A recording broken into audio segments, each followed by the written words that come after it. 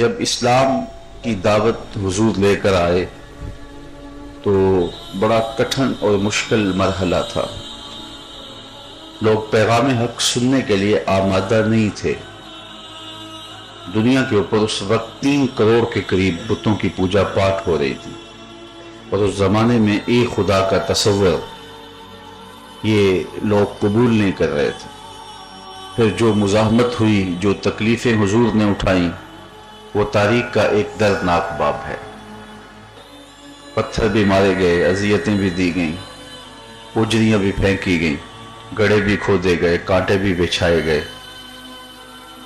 ام المومنین سیدہ عائشہ رضی اللہ تعالی عنہا فرماتی ہیں کہ جب احد کے مقام پر حضرت امیر حمزہ کو نہ صرف شہید کیا گیا بلکہ ان کا مسلح کیا گیا تو عرض کی یا رسول اللہ صلی اللہ علیہ وسلم، کیا احد کے دن سے سخت دن بھی زندگی میں آیا؟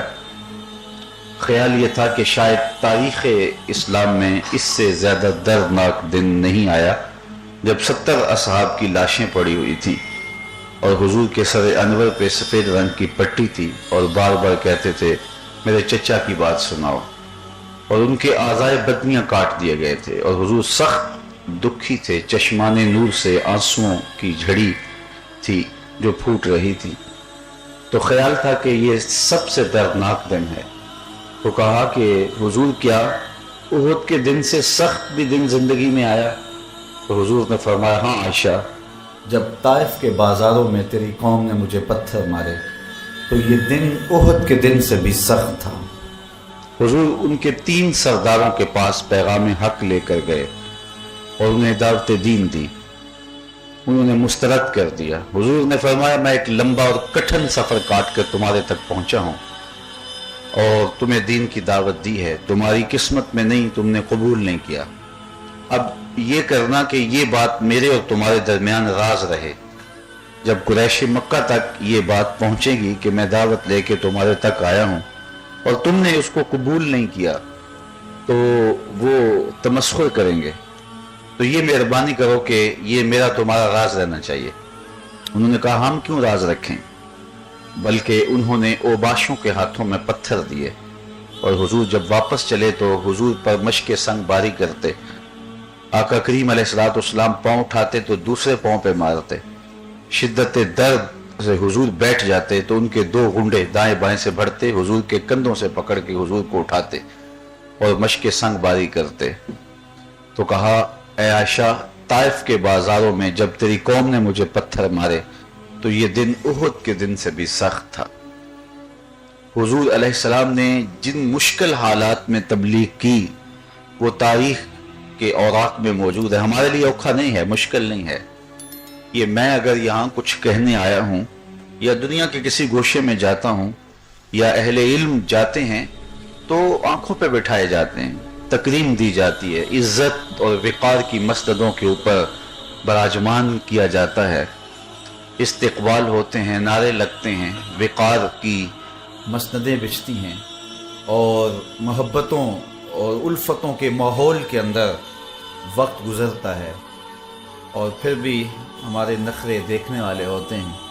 لیکن کتنا مشکل ہوتا ہے جب لوگ سننے کے لیے بھی آمادہ نہ ہوں. تاریخ پڑھیں، حضرت نوح علیہ السلام جب پیغام حق لے کر آئے تو لوگ کانوں میں انگلیاں ٹھونس لیتے ہیں کہ اے نوح تیری بات نہیں سنیں گے، اور حضرت نوح رک جاتے ہیں. اچھا کبھی تو تھک کے انگلیاں نکالو گے، جب نکالو گے تب پیغام دے کے جاؤں گا. تو حضور علیہ السلام نے مشکل حالات کے اندر، تکلیفوں میں لوگوں تک دین پہنچایا. طائف کے بازاروں میں جو کچھ ہوا حضور کے ساتھ، اور یہ عذاب کے فرشتے آ کے عرض گزار ہوئے کہ اگر آپ حکم دیں تو ہم ان 2 پتھروں کو آپس میں جوڑ دیتے ہیں، یہ درمیان میں پس کے رہ جائیں، اور ان دکھ دینے والوں کی چیخیں آپ اپنے کانوں سے سنیں. لیکن حضور اس پہ آمادہ نہیں ہوئے. جو 7 غلام تھے انہوں نے عرض کی حضور ان کے لیے بد دعا کر دیجئے. ان کے اسرار کے باوجود حضور بد دعا نہیں کرتے.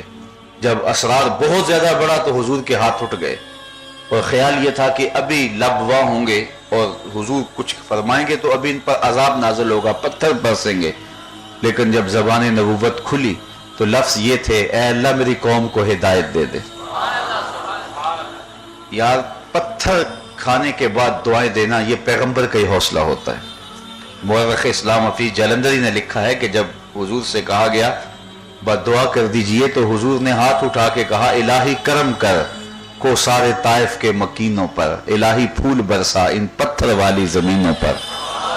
بلکہ حضور نے ایک تاریخی جملہ ارشاد فرمایا مجھے ان کی نسلوں سے ایمان کی توقع ہے، ان کی نسلوں سے ایمان کی توقع ہے۔ مبلغین کے لیے اس میں بڑی روشنی ہے۔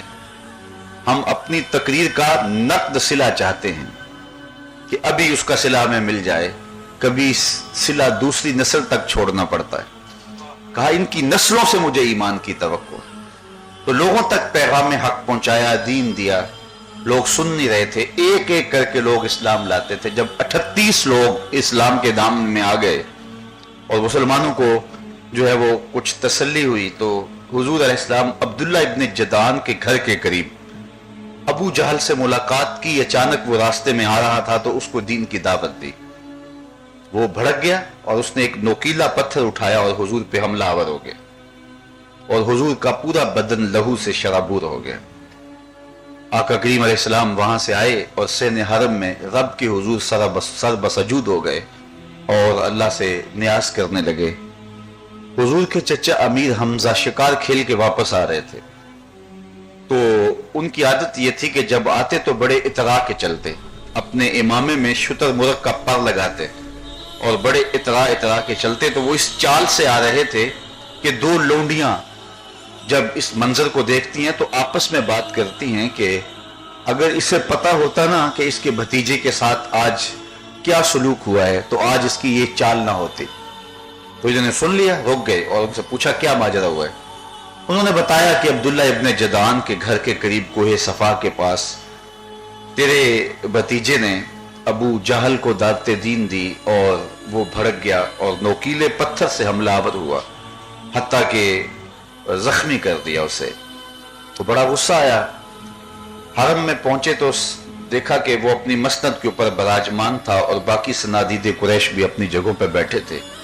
انہوں نے زور سے کمان آ کے ابو جہل کے سر پہ ماری اور کہا ہم مر نہیں گئے، تو نے میرے بھتیجے کو لاوارث سمجھ لیا ہے۔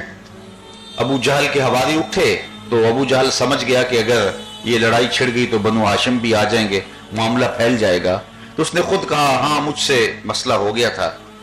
اب حضور کے چچا حضور کو ڈھونڈنے نکلے تو مطاف میں ایک کونے میں حضور سجدہ ریز تھے، تو یہ جا کے حضور کے سامنے حضور کے ساتھ کھڑے ہو گئے اور کہا یا ابن اخی، اے میرے بھائی کے بیٹے۔ لیکن حضور نے جواب نہیں دیا۔ تو پھر انہوں نے آواز دی یا ابن اخی، اے میرے بھائی کے بیٹے۔ تو حضور نے پھر جواب نہیں دیا۔ تو تیسری مرتبہ جب انہوں نے پکارا کہ اے میرے بھتیجے، تو حضور نے سر اٹھایا اور پوچھا چچا کیا بات ہے؟ تو انہوں نے کہا کہ میں ابو جہل کا سر پھاڑ دیا ہے، میں تیرا بدلہ لیا ہے۔ تو یہ بڑی بات تھی، اتنا بڑا کفر کا سورما اور اس کا سر پھاڑ دینا۔ تو کہا کہ میں تیرا بدلہ لے آیا ہوں بھتیجے، خوش ہو جا۔ حضور نے فرمایا چچا مجھے کوئی خوشی نہیں ہوئی۔ تو حیرت زدہ ہو گئے، کہا کہ تم کیسے خوش ہوتے ہو؟ تو حضور نے فرمایا چچا میں تو تب خوش ہوتا ہوں جس رب کو میں مانتا ہوں اس رب کو تو بھی مان لے۔ اللہ اکبر۔ بس یہی وقت تھا حضرت امیر حمزہ کے ایمان لانے کا، تو اللہ نے ان کے سینے کو اسلام کے لیے کشادہ کر دیا۔ یہ 39ویں شخص تھے جو ایمان کی دولت سے مالا مال ہوئے۔ تو امیر حمزہ کا ایمان لانا اہل اسلام کے لیے بہت بڑی ڈھارس تھا اور تسکین کا سبب تھا۔ تو جب یہ ایمان لے آئے، ایک طرف مسلمانوں میں خوشی کی لہر دوڑ گئی اور دوسری جانب کفر کے صفوں میں کھلبلی مچ گئی کہ آج جو ہے وہ امیر حمزہ مسلمان ہوئے ہیں، کل کوئی اور ہو گیا تو پھر ان لوگوں کا راستہ روکنا ہمارے لیے مشکل بنے گا، اور کیوں نہ ہو کہ یہ قصہ ہی تمام کر دیا جائے۔ انہوں نے کہا کہ کوئی ہے جو اٹھے، جو اس قصے کو تمام کر دے، حضور کی زندگی کا چراغ ہی گل کر دے۔ 26 سال کا ایک نوجوان ہاتھ میں تلوار پکڑ کے ذمہ لیتا ہے کہ یہ کام میں کروں گا، اور لہراتا ہوا حضور کی تلاش میں نکلتا ہے۔ ادھر مسلمان خوش تھے کہ امیر حمزہ اسلام لائے ہیں، تو حضور کے ہاتھ بھی اٹھ گئے۔ کہا مالک ایک شیر دیا ہے، ایک شیر اسلام کو اور دے دے۔ اب تیری مرضی ہے عمر بن حشام دے دے یا عمر بن خطاب دے دے۔ ادھر حضور کے ہاتھ اٹھ چکے ہیں اور اعلیٰ حضرت بولے اجابت کا صحرا عنایت کا جوڑا دلہن بن کے نکلی دعائے محمد صلی اللہ علیہ وسلم۔ ادھر عرش پہ اس دعا کا استقبال ہو رہا ہے۔ حضور نے کہا مالک دو میں سے ایک دے دے، یہ تیری مرضی ہے، عمر بن حشام دے دے یا عمر بن خطاب دے دے۔ اب ادھر 26 سال کا نوجوان حضرت نبی رحمت صلی اللہ علیہ وسلم کی زندگی کا چراغ بجھانے کے لیے گھر سے نکلا، آنکھوں میں خمار ہے۔ راستے میں ایک صاحب ملے، کہا آج تیور بدلے ہیں، خیر تو ہے؟ کہا کہ میں چاہتا ہوں کہ بانی اسلام کی زندگی کا چراغ بجھا دوں، اس لیے کہ یہ یہاں جو مسئلہ ہے یہ ختم ہو جائے اور روز بروز جو مسائل کھڑے ہو رہے ہیں اور مستقبل میں ہمیں جو صورت دکھائی دے رہی ہے وہ نہ رہے۔ اس نے کہا پہلے اپنے گھر کی خبر تو لو۔ کہا میرے گھر کو کیا ہوا ہے؟ کہا تمہاری بہن اور بہنوئی بھی اس کی زلفوں کے اسیر ہو گئے ہیں۔ تو وہ سیدھا رخ ادھر کر لیتے ہیں، جا کے اپنے بہنوئی کے دروازے پہ دستک دی تو انہوں نے دروازہ کھولا، اندر قاری قرآن ان کو تعلیم کتاب دے رہا تھا اور انہوں نے یہ سن لیا کہ اندر کچھ جو ہے وہ میٹھی بولی بولی جا رہی ہے۔ تو خیر بہن کو مارا کہ تم سابی ہو گئے ہو، تم دین سے برگشتہ ہو گئے، اور بہن کو اتنا مارا کہ وہ زخمی ہو گئی، لہو لہان کر دیا، لیکن وہ اپنے موقف پہ ڈٹی رہی اور کہا عمر اگر تم خطاب کے بیٹے ہو تو میں بھی خطاب کی بیٹی ہوں، تم کرو جو کرنا ہے، میں اپنے نظریے سے 1 انچ بھی پیچھے سرکنے والی نہیں ہوں۔ تو جب یہ جذبات دیکھے تو ایک دم رک گئے کہ یہ کون سا جذبہ ہے جس نے سینے میں بجلیاں بھر دی اور اتنی مار کھانے کے باوجود بھی یہ استقلال کی پیکر بنی ہوئی ہے۔ تو کہا جو تم پڑھ رہے تھے ذرا مجھے بھی تو سناؤ۔ کہا کہ تم غسل کر لو، ابھی تم پاک نہیں ہو۔ اللہ اکبر، اب عمر غسل کر رہے ہیں، وہ اپنے ظاہر کو دھو رہے ہیں، مالک من کو ستھرا کر رہا ہے۔ ایک بزرگ فرماتے ہیں میں گلی سے گزرا تو ایک شرابی نالی پہ گرا ہوا تھا اور گندے پانی سے اس کا منہ گندا ہو رہا تھا، تو مجھے انسانی ہمدردی کے ناطے ترس آیا اور میں نے اس کو اٹھایا، اس کا منہ دھویا، صاف کیا اور اس کو گھر کا رستہ دکھایا۔ جب سحری کا وقت ہوا تو میں مسجد میں تہجد کی نماز پڑھنے گیا تو میں نے اس شخص کو دیکھا کہ وہ میرے سے پہلے مصلی پہ کھڑا ہے، تو مجھے بڑی حیرت ہوئی، یہ تو معروف شرابی ہے اور آج دوپہر کو ہی میں نے اس کا منہ دھویا تھا۔ تو میں نے عرض کی مالک یہ کیا ماجرا دیکھ رہا ہوں؟ تو آواز آئی میرے بندے تو نے اس کا منہ دھو دیا تھا، میں نے اس کا دل دھو دیا ہے۔ تو وہ اپنے بدن کو مل مل کے دھو رہے ہیں لیکن اندر سے جو ہے وہ کفر کے میل دھل رہے ہیں، اور جب قرآن ان کے سامنے پڑھا گیا تو پھر زندگی جو ہے وہ نور کے سانچے میں ڈھلنے لگی۔ اقبال کہتا ہے تو نہ دانی کہ سوزے کراتے تو دیگر گوں کر تقدیر عمر را، اے میری بہن تو نہیں جانتی اگر تو بہن ہو کے قرآن پڑھے تو عمر کی تقدیر بدلتی ہے، اور اگر تو ماں ہو کے قرآن پڑھے بیٹا نیزے کی نوک پہ قرآن سناتا ہے۔ تو قرآن زندگیاں بدلتا ہے، قرآن باطن میں انقلاب برپا کر دیتا ہے، یہ کتاب زندہ ہے۔ آج ہمارے امراض کا علاج، ہمارے دکھوں کا چارہ یہ کتاب رحمت ہے۔ آج دنیا کے اوپر ہم رسوائیوں کے گڑھے میں جا گرے ہیں تو اس کا سبب اس کتاب سے دوری ہے۔ اقبال نے جب شکوے کی زبان کھولی تو لہجہ بڑا تلخ تھا، تیرے کعبے کو جبینوں سے بسایا ہم نے، نو انسانی کو غلامی سے چھڑایا ہم نے، تیرے قرآن کو سینوں سے لگایا ہم نے، صفائے دہر سے باطل کو مٹایا ہم نے، پھر بھی ہم سے گلا ہے کہ وفادار نہیں، ہم وفادار نہیں تو بھی تو دلدار نہیں۔ بڑا سخت لہجہ ہو گیا، لیکن جب جواب آیا تو سارا نشہ اتر جاتا ہے۔ لفظ وہی ہیں، صرف صیغہ بدلتا ہے۔ میرے کعبے کو جبینوں سے بسایا کس نے، نو انسانی کو غلامی سے چھڑایا کس نے، صفائے دہر سے باطل کو مٹایا کس نے، میرے قرآن کو سینوں سے لگایا کس نے، تھے تو آبا وہ تمہارے ہی مگر تم کیا ہو، ہاتھ پہ ہاتھ دھرے منتظر فردا ہو، ہر کوئی مست مئے ذوق تن آسانی ہے، تم مسلمان ہو یہ انداز مسلمانی ہے، حیدری فقر ہے نئے دولت عثمانی ہے، تم کو اسلاف سے کیا نسبت روحانی ہے، وہ معزز تھے زمانے میں مسلمان ہو کر، تم خار ہوئے ہو تارک قرآن ہو کر۔ ہماری ذلت، ہماری رسوائی، ہماری پستی اور ذبوحالی کا سبب کتاب اللہ سے دوری ہے۔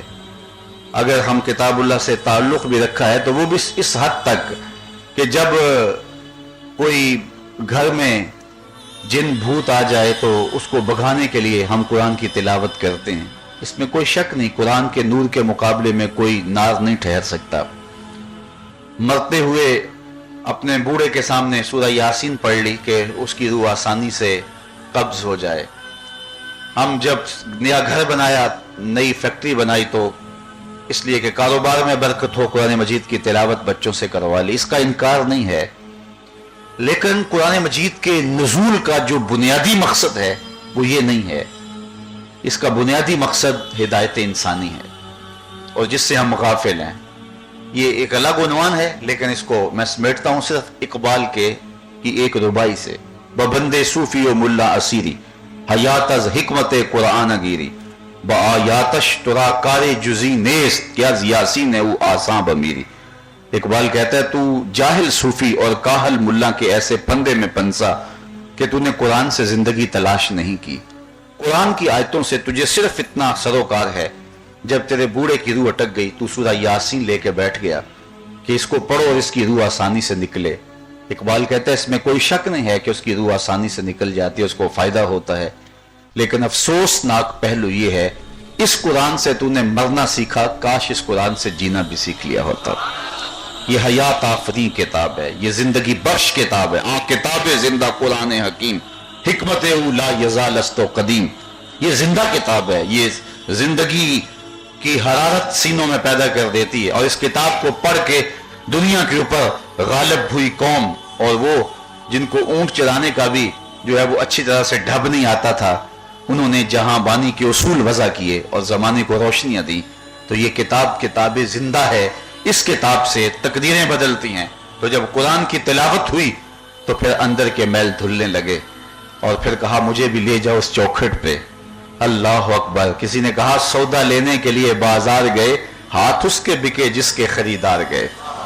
اب حضور علیہ السلام کی خدمت میں ان کو لے کر کے جب لے جایا گیا تو تلوار اسی طرح حمائل کی ہوئی تھی اور دروازہ بند تھا. دار ارقم میں حضور تھے تو صحابہ نے سوراخوں سے دیکھا کہ عمر آ رہے ہیں. تو کسی نے کہا کہ تلوار لٹکی ہے، خیر نہیں لگتی. تو حضرت امیر حمزہ نے کہا دروازہ کھول دو، اچھی نیت سے آئے ہیں تو استقبال کریں گے اور اگر نیت ٹھیک نہیں تو انہی کی تلوار سے ان کی گردن کاٹ دیں گے.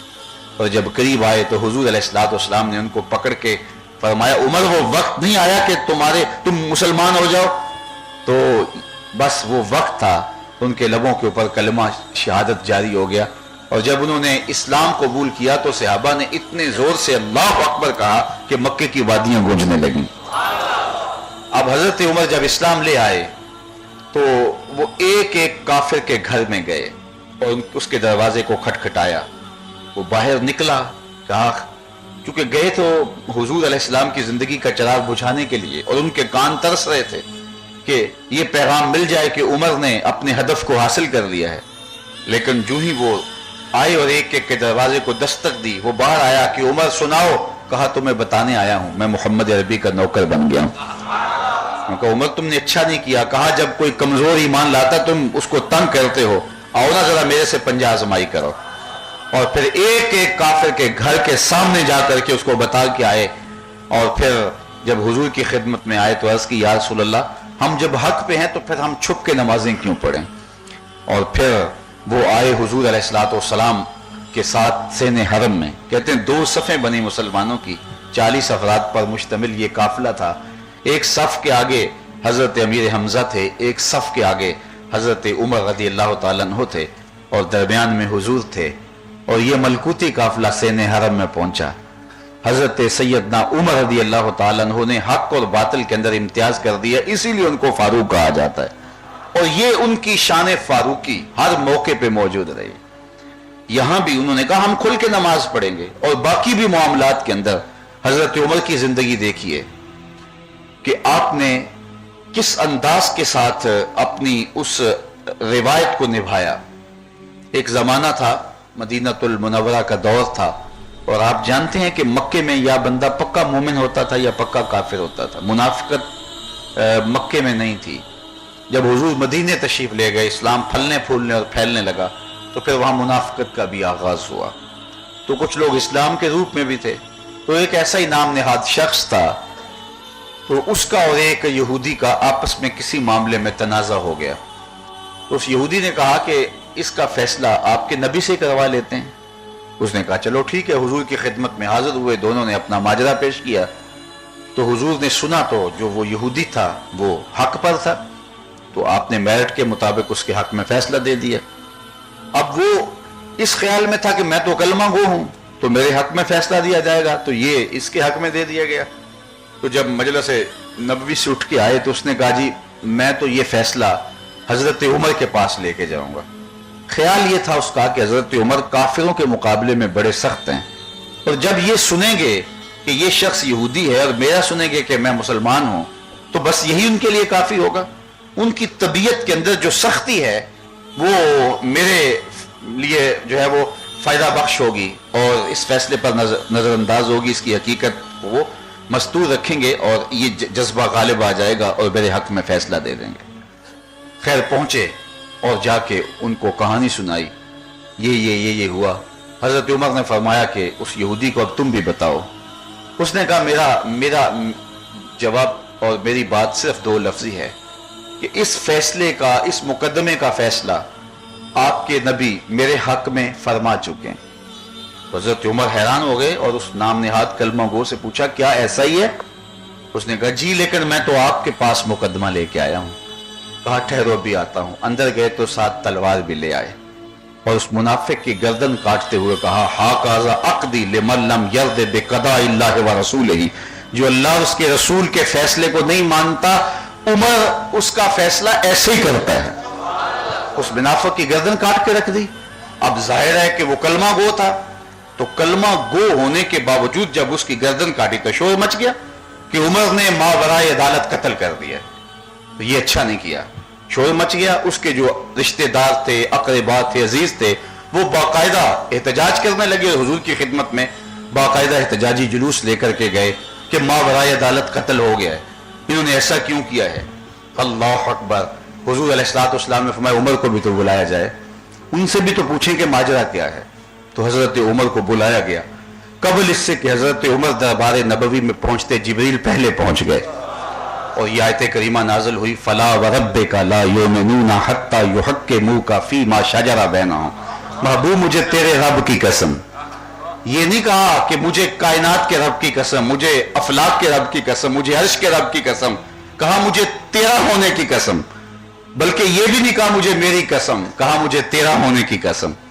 فلا وربک، مجھے تیرے رب کی قسم، لا یؤمنون حتی یحکموک فیما شجر بینہم، یہ کہتے ہیں کہ مومن کو قتل کیا گیا، مجھے تیرے رب کی قسم اتنی دیر تک کوئی مومن ہو ہی نہیں سکتا جب تک اپنے معاملات میں، اپنے مقدموں میں تجھے حاکم نہیں مان لیتا۔ ثم لا یجدوا فی انفسہم حرجا مما قضیت، اور محبوب جو تو فیصلہ کر دے اس میں دل کے اندر بھی ملال نہ محسوس کرے، وَيُسَلِّمُوا تَسْلِيمًا، اور اس کو تسلیم کرنے کا جو حق ہے جب تک وہ ادا نہ کر دے، محبوب مجھے تیرے رب کی قسم ہے کہ اتنی دیر تک کوئی مومن ہو ہی نہیں سکتا ہے۔ فَبِذَلِكَ سُمِّيَ فاروق، علماء کہتے ہیں آپ کا نام فاروق ہونے کا ایک بنیادی سبب یہ ہے کہ آپ نے اس طرح کفر اور منافقت اور اسلام کے درمیان جو حدود تھی ان کو بھی واضح کر دیا، اور منافق کو تو دور سے پہچان لیتے تھے۔ مسند امام احمد بن حنبل میں ہے، ایک دن آپ نماز فجر پڑھنے کے بعد باہر تشریف لے گئے۔ ہوتا ہے کہ یہاں نماز ہو رہی ہو 6:10 پہ اور ساتھ والی مسجد میں ہو رہی ہو 6:20 پہ، تو مضافات میں کوئی مسجد تھی جس سے نماز تھوڑی سی تاخیر سے ہوتی تھی، تو آپ سیر کے لیے نکلے تو دیکھا وہاں نماز پڑھائی جا رہی ہے اور سورہ عباسہ کی تلاوت امام کر رہا ہے، تو آپ رک گئے اور سوچنے لگے کہ یہ سورہ عباسہ کی تلاوت کیوں کر رہا ہے۔ سوچا ہو سکتا ہے روٹین سے پڑھتا ہو اور آج یہ سورت تلاوت کے طور پہ آ گئی ہو۔ اگلے دن قصدن گئے تو دیکھا کہ وہ پھر وہی سورت تلاوت کر رہا ہے۔ تیسرے دن تلوار بھی ساتھ لے گئے اور پھر جب اس نے تلاوت کی تو آپ نے سلام پھیرا تو بلایا، اس کو پوچھا کہ کیا تو قرآن مجید کی کوئی اور سورت نہیں جانتا؟ اس نے کہا جی مجھے اور سورتیں بھی آتی ہیں۔ تو کہا پھر یہ بار بار کیوں پڑھتے ہو؟ یہاں تھوڑا سا اس کا پس منظر سمجھنا ہوگا تاکہ معاملے کی نوعیت اور اساسیت کو سمجھا جا سکے۔ ہوا اس طرح کہ حضور علیہ السلام مختلف سرداران قوم کو لے کر کے ایک پہاڑی پہ بیٹھ کے ان کو درس دین دے رہے تھے، اور حضور کی آرزو یہ تھی کہ یہ لوگ اگر اسلام میں آ جائیں تو بڑا فائدہ ہوگا۔ ایک صحابی تھے جو آنکھوں سے نابینا تھے، وہ حضور کے بدن کی خوشبو سونگتے سونگتے موقع پہ جا پہنچے اور جا کے جھولی پھیلا کے عرض گزار ہوئے، یا رسول اللہ صلی اللہ علیہ وسلم علمنی ما علمک اللہ، اللہ نے جو آپ کو سکھایا اس میں سے کچھ چیزیں میری جھولی میں بھی ڈال دیں۔ اپنی طلب کا اظہار کیا، لیکن چونکہ نابینے تھے معاملے کی نزاکت کو سمجھ نہ پائے۔ میں دور سے آیا ہوں اور آپ سے مخاطبہ کر رہا ہوں، اور بات ایک تمہید کے ساتھ شروع کی اور یہاں تک پہنچا۔ اگر کوئی میرا بہت قریبی بھی ہو اور بڑی محبت کرنے والا بھی ہو تو مجھے روک کے کہے جناب مجھے تیمم کے مسئلے بتا دیجئے، تو یقیناً میری طبع پہ ناگواری آئے گی کہ یہ بعد میں پوچھ لینا۔ اب میں ان لوگوں سے مخاطبہ کر رہا ہوں، بڑے قیمتی لوگ ہیں، اپنا وقت نکال کے آئے ہیں، اہل علم ہیں، اہل دانش ہیں، ارباب دین ہیں، اور ان کا ایک ایک لمحہ قیمتی ہے، تو یہ وقت نکال کے اس عاجز کی باتیں سننے آئے ہیں، تو میں چند لمحوں کے لیے ان سے مخاطب ہوں، تو آپ پھر پوچھ لینا۔ اب سرداران قوم حضور ان سے بات کر رہے تھے، لیکن وہ نابینا چونکہ موقع کی نزاکت کو نہ بانپ سکے، انہوں نے اپنی بے چینی کا، اپنی طلب کا اظہار کر دیا۔ حضور کو پسند نہ آیا، حضور نے پھر دوبارہ ان سرداران قریش سے، سرداران قوم سے بات شروع کی۔ تو جب بات پھر نقطہ کمال تک پہنچی تو یہ بے تاب تھے، پھر بول پڑے علمنی ما علمک اللہ، حضور کچھ خیرات میری جھولی میں بھی ڈالیے۔ تو حضور نے پھر دوبارہ ان کو جب گفتگو کرنا چاہی، پھر ایک نتیجے پہ بات پہنچی تو وہ پھر بول پڑے۔ جب تیسری مرتبہ ایسا ہوا تو پھر حضور سے گوارا نہ ہوا، حضور کے ماتھے پہ شکنیں آ گئیں اور حضور نے رخ پھیر لیا۔ تو جب اعراض کیا تو جبریل وحی لے کر آئے، عبس وتولی ان جاءہ الاعمى وما یدریک لعلہ یزکا۔ محبوب کسی کے ماتھے پہ شکنیں آئی تھی، کسی نے رخ پھیرا تھا، اس لیے کہ اس کے پاس آنے والا نابینا تھا۔ محبوب اس نابینے کی بات سن لینا چاہیے۔ تو اللہ تعالیٰ نے جو ہے وہ محبوب علیہ السلام کو اس بات کی توجہ دلائی کہ یہ ہے نابینا، اور یہ آداب مجلس بھی پوری طرح بھانپ نہیں سکا، اور دوسری جانب سرداران قوم ہیں، لیکن رب کی نظر میں یہ نابینا پیارا ہے، اس لیے کہ محبوب یہ تیرے سے محبت تو کرتا ہے، یہ تو نخرے سے سن رہے ہیں اور یہ جھولی پھیلا کے علم کی خیرات مانگ رہا ہے۔ اب جو منافق تھے وہ بڑے خوش ہوتے تھے، دیکھا نا رب تو رب ہے، اس نے جھڑکا اپنے نبی کو۔ تو وہ جو منافق تھا وہ اس نیت سے بار بار سورہ عباسہ کی تلاوت کرتا تھا کہ دیکھو کہ رب نے قرآن میں پھر نبی پہ سختی کی ہے، حالانکہ یہ جھڑک نہیں ہے، اس پر بہت کچھ کہا جا سکتا ہے لیکن مضمون نہیں، صرف ایک بات۔ آپ اہل علم بیٹھے ہیں، مجھے آپ بتائیے کہ کس کے ماتھے پہ شکنیں آئی تھی؟ حضور کے ماتھے پہ آئی تھی نا۔ رخ کس نے پھیرا تھا؟ حضور نے پھیرا تھا۔ اور نابینا کس کے پاس آیا تھا؟ حضور کے پاس آیا تھا۔ یہ بات حضور کی تھی، رب نے کی بھی حضور سے، تو پھر یوں کی جاتی نا ابستا وتولیتا، محبوب آپ کے پاس ایک نابینا آیا تھا، آپ نے ماتھے پہ شکنیں ڈال لی، آپ نے رخ پھیر لیا۔ محبوب آپ نے ایسا کیوں کیا؟ جب جھڑکا جاتا ہے تو مخاطبہ ہوتا ہے، اب بات بھی حضور کی بھی حضور سے جا رہی ہے، لیکن مخاطبے کا صیغہ نہیں، غیب کا صیغہ ہے۔ اباسا وتولی ان جاءہ الاعمى، محبوب کسی کے ماتھے پہ شکنیں آ گئی تھی، کسی نے رخ پھیر لیا تھا، اس لیے کہ اس کے پاس آنے والا نابینا تھا۔ محبوب اسے ایسا تو نہیں کرنا چاہیے تھا۔ بات حضور کی بھی حضور سے جا رہی ہے، لیکن صیغہ مخاطبے کا نہیں ہے، صیغہ تو غیب کا ہے۔ لوگ کہتے ہیں جھڑک ہے، میں کہتا ہوں یہ پیار کی کہانی ہے۔ تو منافقین کا یہ خیال تھا یہ جھڑک ہے، تو وہ بار بار یہ صورت پڑھتا تھا۔ تو حضرت عمر رضی اللہ تعالیٰ عنہ تیسرے دن آئے اور تلوار بھی ساتھ لے آئے، اور جب اس نے سلام پھیرا اور آپ نے کہا کہ تجھے قرآن کی کوئی اور صورت نہیں آتی؟ اس نے کہا جی آتی ہے۔ تو یہ بار بار کیوں پڑھتے ہو؟ اس نے کہا یہ ویسے بڑی اچھی لگتی ہے۔ تو حضرت عمر رضی اللہ تعالیٰ عنہ نے اس کی گردن کاٹ دی، کہا تو منافق ہے، تو بار بار یہ صورت پڑھتا ہے، تجھے نظر نہیں آتا قرآن میں یہ بھی ہے والضحیٰ واللیل اذا سجی؟ تو یہ حضرت عمر رضی اللہ تعالیٰ عنہ کی غیرت عشق رسول تھی۔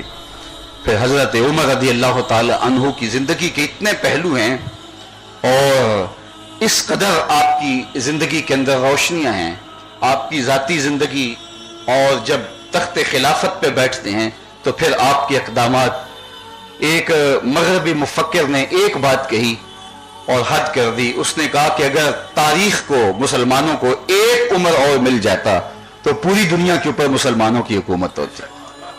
اور یہ سب کچھ خیرات تھی حضور کے جوڑوں کی. ایک دن ارض تہامہ سے گزرے تو بچوں کی طرح بلک بلک کے رونے لگے. تو کسی نے کہا عمر یہ کیا ماجرا ہے؟ کہا یہی ارض تہامہ تھی. میرے باپ خطاب نے مجھے 5 اونٹ دیے تھے. کہا ان کو لائن میں کھڑا کرو. میں آگے والا سیدھا کرتا تھا تو پیچھے والا ٹیڑھا ہو جاتا تھا, پیچھے والا سیدھا کرتا تھا تو آگے والا ٹیڑھا ہو جاتا. بھاگ دوڑ کے دونوں کو سیدھا کرتا تھا, درمیان والا ٹیڑھا ہو جاتا تھا. میرے باپ خطاب نے مجھے بڑا مارا کہ تم ایک عرب کے بیٹے ہو کے 5 اونٹ لائن میں کھڑے نہیں کر سکتے. کہا ایک زمانہ عمر پہ ایسا تھا کہ 5 اونٹ قطار میں کھڑے نہیں ہوتے تھے, اور آج شرق سے لے کر غرب تک 23 لاکھ مربع میل کی حکمرانی ہے. انسان بھی لائن میں کھڑے ہیں. یہ محمد عربی کے جوڑوں کا صدقہ نہیں ہے تو اور کیا ہے. مجھ سے تو 5 اونٹ جو ہے وہ قطار میں کھڑے نہیں ہوتے تھے. تو پھر حضرت عمر رضی اللہ تعالیٰ عنہ نے جس طرح انداز حکمرانی اختیار کیا اور جس ڈھب سے جو ہے وہ خلق خدا کی رہنمائی کی, سارا دن آپ امور سلطنت میں مصروف رہتے. اور جب رات کی تاریکیاں پھیل جاتی, عمر کی آنکھوں میں نیند نہیں ہوتی تھی. وہ مدینے کی گلیوں میں گھومتے تھے, دیکھتے تھے کسی آنکھ میں کسی گھر میں مفلسی کا ماتم نہ ہو. حضرت عمر گھروں کو دیکھتے اور لوگوں کے احوال معلوم کرتے. ایک دن آپ ایک گھر کے قریب سے گزرے تو کیا دیکھا کہ اس گھر کے اندر سے دھواں اٹھ رہا تھا اور بچوں کے رونے کی آواز آ رہی تھی. سوچا وہ کھانا پکنے میں دیر ہوگی. پھر دوسرا چکر کاٹا تو ماجرا پھر وہی تھا. خیر حضرت عمر رضی اللہ تعالیٰ عنہ نے دروازے پر دستک دی. اندر سے خاتون کی آواز آئی, کون ہے؟ کہا ایک مسافر ہوں, یہ میں دیکھ رہا ہوں کہ آپ کے گھر سے دھواں اٹھ رہا ہے اور بڑی دیر سے, تو ماجرا کیا ہے؟ تو اس نے کہا جاؤ اپنا کام کرو. کہا نہیں مجھے ہمدردی ہے, میں پوچھنا چاہ رہا ہوں. اس نے کہا میں عمر کی جان کو رو رہی ہوں. حضرت عمر رضی اللہ تعالیٰ عنہ رک گئے.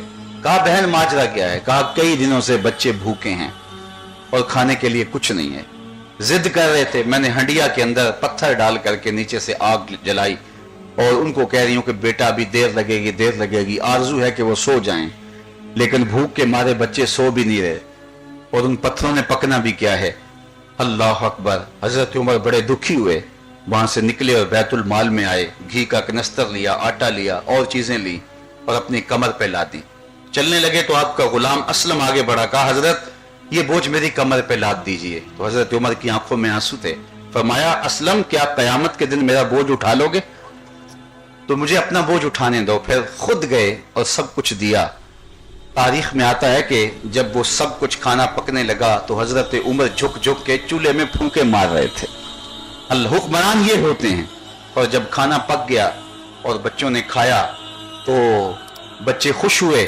تو حضرت عمر رضی اللہ تعالیٰ عنہ گھر کے بیڑے کے اندر جو ہے وہ ان کو کھلانے کے لیے اپنے گھٹنوں کو اور اپنے ہاتھوں کو زمین پہ لگا کے جس طرح سواری چلتی ہے اس طرح چلتے تھے, اور کبھی ادھر گزر جاتے کبھی ادھر گزر جاتے, اور دل میں کہتے عمر جتنا تو نے رلایا ہے بچوں کو آج اتنا ہی ہنساؤ.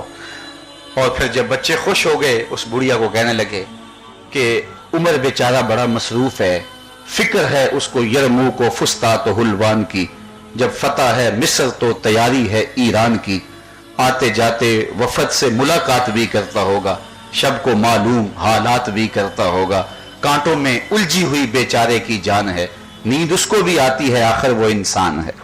کہا میری بہن تم اسے معاف کر دو, وہ ایک مجبور شخص ہے, بھاری ذمہ داریاں اس کے کندھوں پہ. اس نے کہا تم اتنی سفارش کیوں کرتے ہو عمر کی؟ کاش کہ تم مسلمانوں کے حکمران ہوتے, عمر کی جگہ تم ہوتے. میں تو عمر کو معاف نہیں کروں گی. آپ بار بار اسے منت کر رہے تھے نہیں عمر کو معاف کر دو, وہ بڑا مجبور ہے بیچارہ, وہ تمہارے تک پہنچتا لیکن حالات نے اسے نہیں پہنچنے دیا. اس نے کہا تم اس کی ہمدردی نہ کرو, یہ تو قیامت کے دن فیصلہ ہوگا, اور قیامت کے دن میں عمر کا گریبان پکڑوں گی. جب یہ لفظ کہے تو حضرت عمر چیخ چیخ کے رونے لگے. کہا وہ عمر تیرے سامنے کھڑا ہے. تو یہ تھے حضرت عمر رضی اللہ تعالیٰ عنہ کہ آپ کے معاملات زندگی, آپ کا انداز حکمرانی اور لوگوں کے دکھ بانٹنا, لوگوں کی تکلیفیں بانٹنا, یہ ان کا انداز حکمرانی رہا. اور پھر آپ یہ بھی فرماتے ہیں اتنی لمبی حکومت, فرماتے ہیں اگر فرات کے کنارے ایک بکری بھی پیاسی مر گئی تو اس کا حساب بھی عمر سے ہوگا. اور پھر انہوں نے بکری کو پیاسے مرنے نہیں دیا, انہوں نے اس انداز سے امور سلطنت اور امور حکومت کو نبھایا. آج ہمارے لیے حضرت عمر رضی اللہ تعالیٰ عنہ کی ذات جو ہے وہ نمونہ ہیں، اور ان کی زندگی سے روشنی لے کر کے ہم عشق رسول کی آبیاری بھی کر سکتے ہیں اور اپنے معاشرے کے دکھ بھی بانٹ سکتے ہیں۔ فلاحی ریاست کا تصور جو اس وقت مغرب میں موجود ہے، یہ مستعار لیا گیا ہے حضرت عمر رضی اللہ تعالیٰ عنہ سے۔ یہ سب کچھ ہمارا تھا، اور لوگوں نے اس پہ، وہ اکبر الہآبادی نے کہا تھا نا کہ مس پہ ہے اپنی نظر اور سیم ان کے ہاتھ میں، ہم تانبے کو دیکھ رہے ہیں اور وہ چاندی لے گئے۔ تو ہم روایات اور الفاظ ہی اور اپنی تاریخ کے اوراق کو جو ہے وہ خوبصورتی سے بس دیکھنے کی عادتیں میں لگے ہوئے ہیں، لیکن جو اصل عمل کا رنگ ہے وہ دوسری قومیں ہم سے اچک لے گئیں، اور آج وہ بام عروج پر ہیں، ہم ذلت اور پستی کے گڑھوں کے اندر گرتے چلے جا رہے ہیں۔ حضرت عمر رضی اللہ تعالیٰ عنہ سے سیکھا جا سکتا ہے کہ معاشرے کو فلاحی ریاست کیسے بنانا ہے اور معاشرے کے درد کیسے بانٹنے ہیں، اور عشق رسول کی کیفیت دل میں کیا ہونی چاہیے۔ اور آج ہم اگر تبلیغی مشن پہ نکلتے ہیں تو اپنے اندر کو بھول جاتے ہیں، اگر امور سیاست میں آ جاتے ہیں تو رب سے ہمارا تعلق کمزور ہو جاتا ہے۔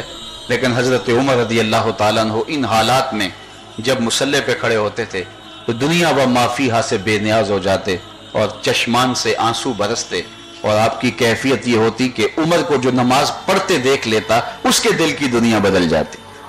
ایک بار ایسا بھی ہوا کہ ایک خاتون کا راستہ روکتا تھا ایک نوجوان مدینے کی گلی میں، تو ایک دن اس نے روک کے کہا کہ تجھے مسئلہ کیا ہے، تو روز میرے لیے مزاحم ہوتا ہے۔ تو اس نے کہا کہ میں تیرا چاہنے والا ہوں، تجھے حاصل کرنا زندگی کی بہت بڑی آرزو ہے۔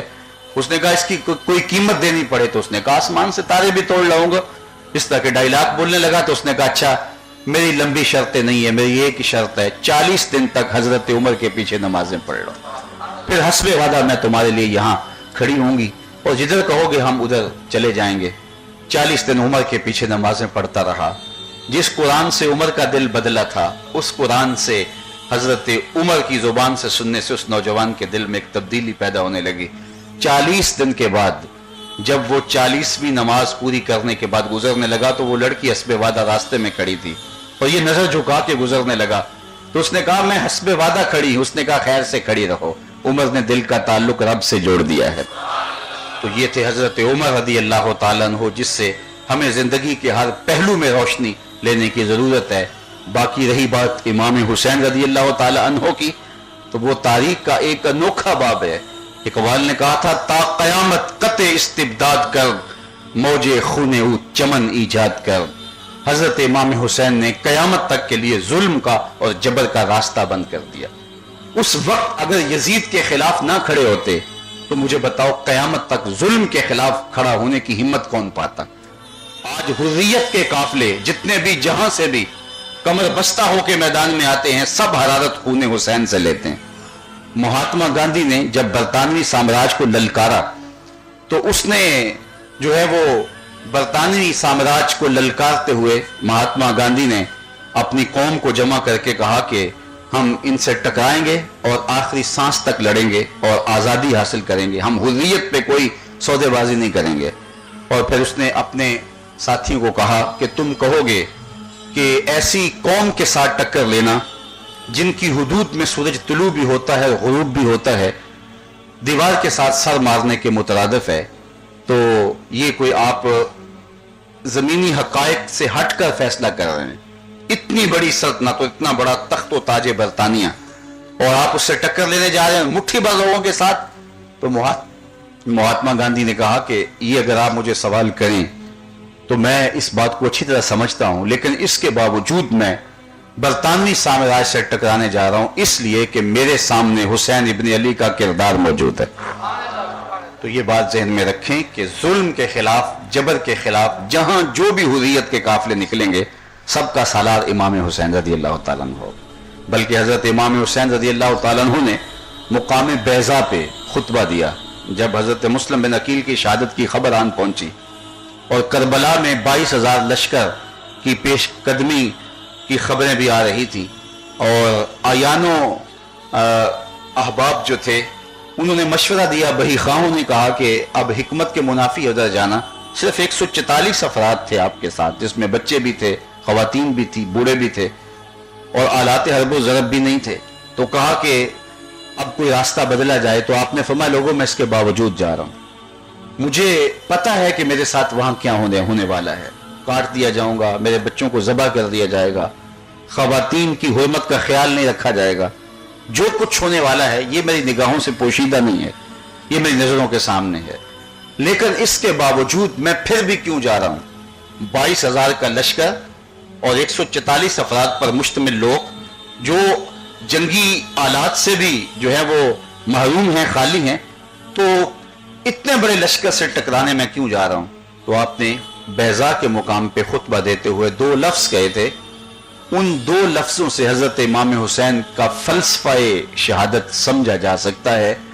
آپ نے فرمایا تھا لوگوں مجھے پتا ہے میرے ساتھ کیا ہونے والا ہے, یزید کی عزائم اور ارادوں سے بھی آگاہ ہوں, ابن یزید کی فطرت سے بھی آگاہ ہوں, اور کارزار کربلا میں کیا ہونے والا ہے اس سے بھی نا آشنا نہیں ہوں, لیکن میں اس کے باوجود آگے بڑھ رہا ہوں. کیوں؟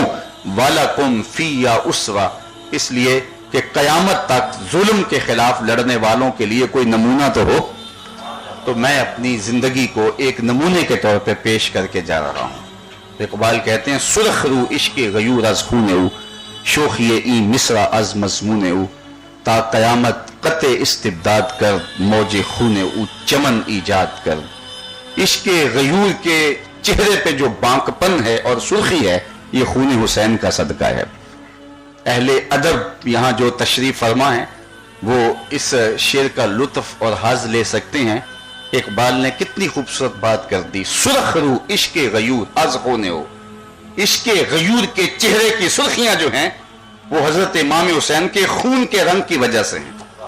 اور پھر اتنا خوبصورت مصرع ہو گیا, اقبال دوسرے مصرے کے اندر جو ہے وہ اشش خود کر اٹھا, شوخی ای مصرع از مضمون او, کہ اس مصرے میں اتنی جان آ گئی ہے یہ بھی حسین کے مضمون کی وجہ سے ہے. سرخ رو عشق غیور از خون او, شوخی ای مصرع از مضمون او, تا قیامت قطع استبداد کر, قیامت تک کے لیے جبر کا راستہ روک دیا. خون او چمن ایجاد کر, ان کے خون نے ایک چمن آباد کر دیا. تو حضرت امام حسین رضی اللہ تعالی عنہ سے ہمیں سیکھنا چاہیے. جو وقتی جنگ تھی اس جنگ کے اندر حضرت امام حسین اور ان کا خاندان کاٹ دیا گیا, یہ ایک وقتی جنگ کی صورتحال تھی, لیکن اس کے عواقب اور اس کے نتائج سامنے میں آئے کہ حضرت امام حسین تو کٹ گئے لیکن حسینیت زندہ باد ہو گئی. یزید تو بچ گیا لیکن یزیدیت قیامت تک کے لیے مرد آباد ہو گئی. تو یہ حقیقی فتح ہوتی ہے. ویسے میں ایک بات کہا کرتا ہوں کہ ہمارے دیہاتوں میں فتح اور شکست کا ایک یہاں کا دیسی معیار بھی ہے, اور وہ کیا کہ جو اکھاڑے میں موجود رہے, میدان چھوڑ کے نہ بھاگے, وہ جیتا ہوا ہوتا ہے, اور جو میدان چھوڑ کے بھاگ جائے وہ ہارا ہوا ہوتا ہے.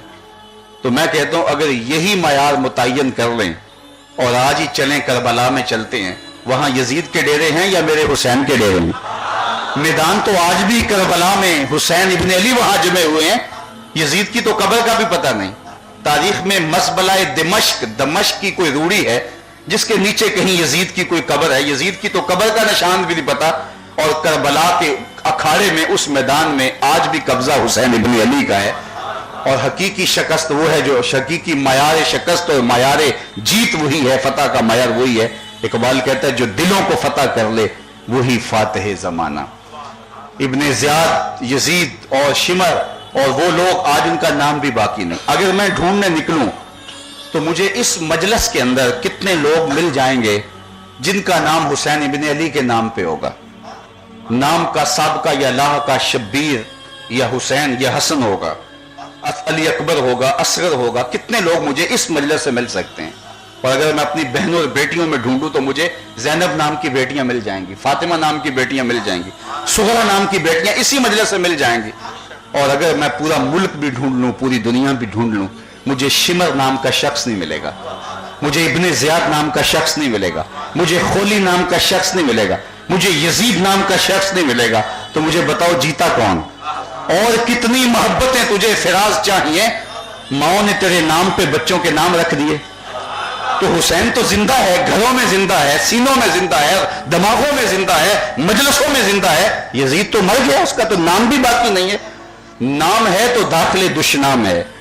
اور آج حسین ابن علی کے نام سے یہ مجلس منعقد ہے, مجھے بتاؤ آپ نے سنا ہوگا کہ کوئی یزید کے نام پہ بھی مجلس ہوتی ہے، کوئی ابن زیاد کے نام پہ بھی جلسہ ہوتا ہے، کوئی خولی کے نام کا جلسہ بھی ہوتا ہے، کسی نے شمر کا اصال ثواب بھی کیا ہے؟ آج شمر کے ماننے والے بھی، خولی اور ابن زیاد کے ماننے والے بھی اس کا جلسہ نہیں کر سکتے، اس کا نام نہیں لے سکتے، بلکہ میں کہا کرتا ہوں کیسا تمہارا لیڈر ہے جس کا نام لیتے بھی تمہیں شرم آتی ہے، نام لیتے ہوئے دائیں بائیں دیکھ لیتے ہو، کوئی دیکھ تو نہیں رہا، نام لینے سے پہلے پسینہ پسینہ، نام لینے کے بعد شرمندہ شرمندہ، کیسا لیڈر ہے؟ نام لیتے ہوئے شرمسار ہوتے ہو، اور ہمارے لبوں پہ جب نام حسین آتا ہے سر فخر سے بلند ہو جاتا ہے۔ یہی تو جیت ہے، یہی تو کامیابی ہے۔ فخر کا دل میں دریچہ باز کرنا چاہیے، جن کا تو آقا ہے ان کو ناز کرنا چاہیے۔ اس لیے ہم یہ بھی کہتے ہیں ناز والی بات ہے، ہم آ حسین والے نہیں، ہم واہ حسین والے ہیں۔ یار اتنے دکھ تو کو حمالیہ پہ پڑے تو اس کا بھی کلیجہ پھٹ جائے جتنے دکھ امام حسین پہ پڑے ہیں۔ یہ تھوڑے دکھ نہیں ہیں، کسی کا جوان بیٹا فوت ہو جائے اور تبھی موت مرے تو سارا محلہ سنبھالا دینے والا ہوتا ہے، بوڑھے باپ کو تسکین نہیں آ رہی ہوتی، جنازہ اٹھتا ہے تو 5 آدمی سہارا لے کے دے کے اسے قبرستان لے جا رہے ہوتے ہیں، میاں یہ کون ہے؟ کہا اسی کے تو جوان کی لاش جا رہی ہے۔ تبھی موت سے جوان بیٹا مر جائے بوڑھے باپ کو تسکین نہیں آتی، تو پھر میں سلام پیش نہ کروں حسین ابن علی کو کہ جوان علی اکبر کی لاش کندھوں پہ اٹھا کے خیموں تک پہنچاتے ہیں، اور اصغر کی لاش ہاتھوں پہ تڑپ کے ٹھنڈا ہوتے ہوئے آنکھوں سے دیکھتے ہیں، جوان بھتیجے قاسم کی لاش اٹھا کے خیموں تک پہنچاتے ہیں، اونو محمد کی لاشیں جو ہے وہ خیموں تک پہنچاتے ہیں، اور پھر بھی کہتے ہیں مالک حسین کی یہ قربانی قبول کر لے۔ 71 لاشیں پڑی ہیں، اور حضرت امام حسین جب گھوڑے پہ سوار ہوتے ہیں اس باکپن سے سوار ہوتے ہیں، آواز آ رہی ہے، فضاؤں میں ارتعاش پیدا ہو جاتا ہے، یہ کون ذی وقار ہے، بلا کا شاہ سوار ہے، لباس ہے پھٹا ہوا، غبار سے اٹا ہوا، تمام جسم نازنی چھدا ہوا کٹا ہوا، پھر بھی ہے ڈٹا ہوا، یہ نبی کا نور عین ہے، یہ بال یقین حسین۔ تو یہ جرأت ہے، یہ عظیمت ہے حضرت امام حسین رضی اللہ تعالیٰ عنہ کی۔ تو جو دلوں کو فتح کر لے وہی فاتح زمانہ۔ حشام بن عبد الملک بنو امیہ کا بڑا تگڑا حکمران گزرا ہے۔ یہ حج کے موقع پہ طواف کرتے کرتے حجر اسود کے مقابل آیا، اس کے دل میں یہ آرزو جاگی کہ میں حجر اسود کو چوم لوں، لیکن رش اتنا تھا، ہجوم اتنا تھا کہ آگے بڑھ نہ سکا، اور کسی نے جگہ بھی نہیں دی۔ ایک طرف ہو کے کھڑا ہو گیا کہ کوئی موقع پاؤں اور حجر اسود کو چوم لوں۔ دیکھا اس نے کہ طواف کرتے کرتے حضرت امام زین العابدین بھی حجر اسود کے مقابل پہنچے، اور انہوں نے ایک لمحے کے لیے توقف کیا، آرزو تھی کہ کعبۃ اللہ کی چھاتی میں نصب اس پتھر کو چوم لوں، بس انہوں نے توقف کیا ہی تھا کہ لوگوں نے راہیں چھوڑ دیں۔ امام زین العابدین آگے بڑھے اور حجر اسود کو چوما، اور پھر طواف میں لگ گئے۔ اس کو بڑی آگ لگی کہ میں حاکم وقت ہوں اور مجھے کسی نے پوچھا بھی نہیں، اور ان کے لیے لوگوں نے راہیں چھوڑ دی۔ اپنی آتش نکالنے کے لیے، آگ نکالنے کے لیے درباری شاعر فرزدق سے کہنے لگا من ہاذا، یہ نوجوان کون ہے؟ حالانکہ یہ جانتا تھا یہ امام زین العابدین ہے، لیکن تجاہل عارفانہ برتتے ہوئے جب کسی کی اہمیت کو گھٹانا ہو تو اس شاعر کو تاثر دے رہا تھا کہ وہ کوئی خلاف کوئی بات کہہ دے، کوئی شعر کہہ دے جس سے مجھے تسکین پہنچے اور میرے اس جذبہ حسد کو جو ہے وہ کوئی قرار ملے۔ تو اس نے کہا من ہاذا، یہ کون ہے؟ فرزدق تھا تو درباری شاعر اور بادشاہ کی منشا بھی سمجھ گیا کہ من ہاذا سے یہ کیا چاہ رہا ہے، لیکن آج اس کی غیرت جاگی۔ اس نے بادشاہ کی آنکھوں میں آنکھیں ڈال کے کہا بادشاہ تو نہیں جانتا یہ کون ہے؟ اس کو تو بتہا کے سنگ ریزے بھی جانتے ہیں یہ کون ہے، اس کو تو ہل اور حرم جانتا یہ کون ہے، اس کو تو فرش والے بھی جانتے ہیں اور آسمانوں والے بھی جانتے ہیں، یہ فاطمہ کا بیٹا ہے، یہ علی کا شہزادہ ہے، یہ رسول اللہ کا نواسہ ہے۔ اور بادشاہ تیرا ہم من ہاذا کہنا اس معرفہ کو کبھی بھی نکرا نہیں کر دے گا، یہ کل بھی معرفہ تھا، یہ آج بھی معرفہ ہے۔ بادشاہ کو بڑا غصہ آ گیا تو اس نے فرزدق کو جیل میں بھجوا دیا۔ امام کو پتا چلا تو آپ نے اشرفیوں کی تھیلی اس کو تحفہ بھیجی، تو فرزدق نے اس کو چوما، آنکھوں سے لگایا اور خادم کے ہاتھ میں پھر واپس دیتے ہوئے کہا امام کو میرا سلام کہہ دینا، اور کہنا ساری زندگی نے ٹگوں کے لیے شاعریاں کی ہیں، آج یہ قصیدہ میں نے پیسوں کے لیے نہیں کیا، آپ کے نانے کی شفاعت کے لیے کیا ہے۔ جو دلوں کو فتح کر لے وہی فاتح زمانہ۔ یزید کل بھی مردہ تھا، یزید آج بھی مردہ ہے، اور حسین ابن علی کل بھی زندہ تھے، حسین ابن علی آج بھی زندہ ہے۔ ہمیں حضرت امام حسین رضی اللہ تعالیٰ عنہ کی اس قربانی سے اپنے اندر اتر کر کے غور و تفکر کرنا چاہیے کہ وہ اس سے کیا درس دے رہے تھے اور کربلا کا سبق کیا ہے، وہی جو بیضا کے مقام پہ انہوں نے کہا کہ میں اس لیے کھڑا ہوا ہوں تاکہ قیامت تک آنے والے لوگوں کے لیے ظلم کے خلاف کھڑا ہونے کا حوصلہ تو ہو۔ تو وہ ہمیں کھڑے کر گئے ہر ظلم کے خلاف، ہر جبر کے خلاف، ہر لادینی طاقت کے خلاف، اور پوری قوت کے ساتھ کھڑے ہو کے ہم میدان میں موجود رہیں۔ حضرت سیدنا صدیق، حضرت سیدنا فاروق اعظم اور حضرت سیدنا امام حسین رضی اللہ تعالیٰ عنہ کے ان پیغامات کو سمجھ کے ان کو عملی رنگ کے اندر اپنی سیرت، اپنی زندگی کے اندر طاری کرنے کی اللہ توفیق دے۔ میں شکریہ ادا کروں گا ان لوگوں کا کہ جنہوں نے آج مجھے آپ سے مخاطبے کا موقع دیا، اور میں سمجھتا ہوں کہ آپ سے گفتگو کرنا یقیناً ایک آنے والی نسل سے گفتگو کرنا ہے، اور آپ کے ذریعے سے یہ پیغام آفاق کے ایک ایک گوشے تک پہنچنا جو ہے وہ آسان ہو جائے گا۔ اللہ آپ کو دنیا آخرت کی بہاریں دیں، اور زندگی کی آخری سانس تک ہمیں دین کا وفادار رکھے، ساری زندگی حضور کے نام پہ گزارنے کی توفیق دے۔ اے حسین ابن علی تم پر سلام، نازش آل نبی تم پر سلام، تم پہ لاکھوں رحمتیں لاکھوں سلام۔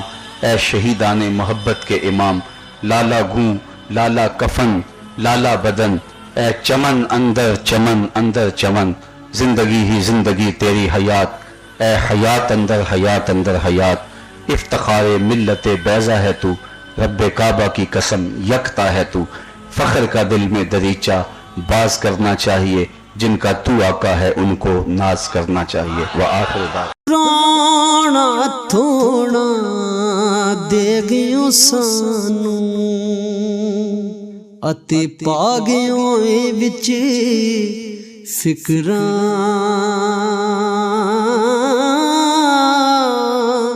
پاٹی لیر پرانی وانگوں